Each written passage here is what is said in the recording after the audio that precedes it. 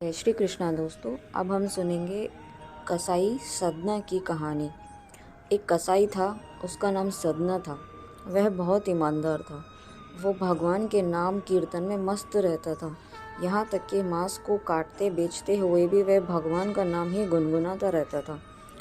एक दिन वह अपनी ही धुन में कहीं जा रहा था। उसके पैर से कोई पत्थर टकराया। वह रुक गया। उसने देखा एक काले रंग के गोल पत्थर से उसका पैर टकरा गया है। उसने वह पत्थर उठा लिया, वह जेब में रख लिया, यह सोचकर कि यह मांस तौलने के काम आएगा। वापस आकर उसने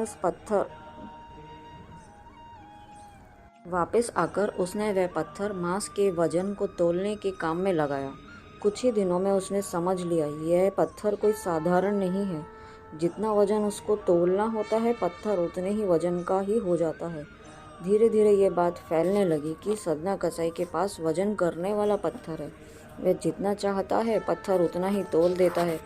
किसी को 1 किलो मांस देना हो तो तराजू में उस पत्थर को एक तरफ डालने पर दूसरी ओर 1 किलो का ही मांस तौलता है। अगर किसी को 2 किलो चाहिए तो वह पत्थर 2 किलो का भार जितना भारी हो जाता है। इस चमत्कार के कारण उसके यहाँ लोगों की भीड़ जुटने लगी। भीड़ जुटने के साथ ही सदना की दुकान की बिक्री बढ़ गई।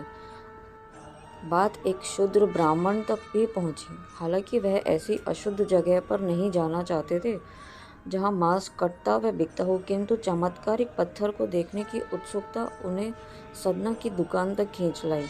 दूर से खड़े वह सदना कसाई को मीट तौलते देखने लगे। उन्होंने देखा कि कैसे वे पत्थर हर प्रकार के वजन को बराबर तौल रहा है। ध्यान से देखने पर उसके शरीर के रोंगटे खड़े हो गए।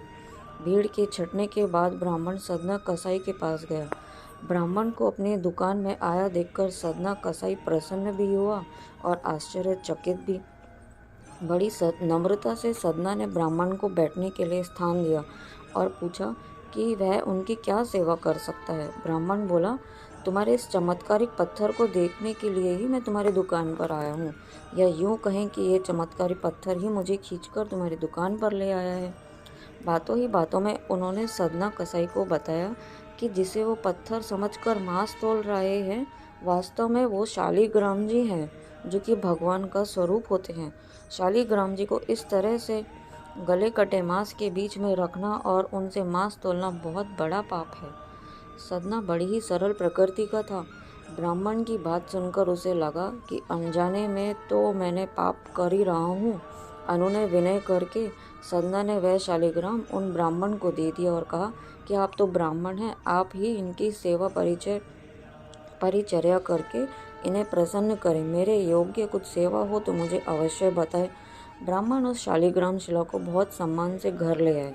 घर आकर उन्होंने श्री शालिग्राम को स्नान करवाया, पंचामृत से अभिषेक किया और पूजा अर्चना आरंभ कर दी। कुछ ही दिन बीते थे कि उन ब्राह्मण के स्वप्न में श्री शालिग्राम जी आए और कहा, हे ब्राह्मण, मैं तुम्हारी सेवा से बहुत प्रसन्न हूँ, किंतु तुम मुझे उसी कसाई के पास छोड़ाओ। स्वप्न में ही ब्राह्मण ने कारण पूछा तो उत्तर मिला कि तुम मेरी पूजा अर्चना करते हो, मुझे अच्छा लगता है, परंतु जो भक्त मेरे नाम का गुणगान कीर्तन करते रहते हैं उनको मैं अपने आप को ही बेच देता हूँ। सदना तुम्हारी तरह मेरा अर्चन तो नहीं करता है, परंतु वह हर समय मेरा नाम गुनगुनाता रहता है, जो कि मुझे बहुत अच्छा लगता है, इसलिए तो मैं उसके पास गया था। ब्राह्मण अगले ही दिन सदना कसाई के पास गया और उनको प्रणाम करके सारी बातें बताई और श्री शालिग्राम जी को उन्हें सौंप दिया। ब्राह्मण की बात सुनकर सदना कसाई की आंखों में आंसू आ गए।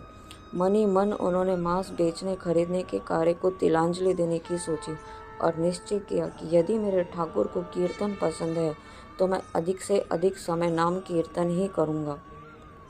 जय श्री कृष्ण दोस्तों।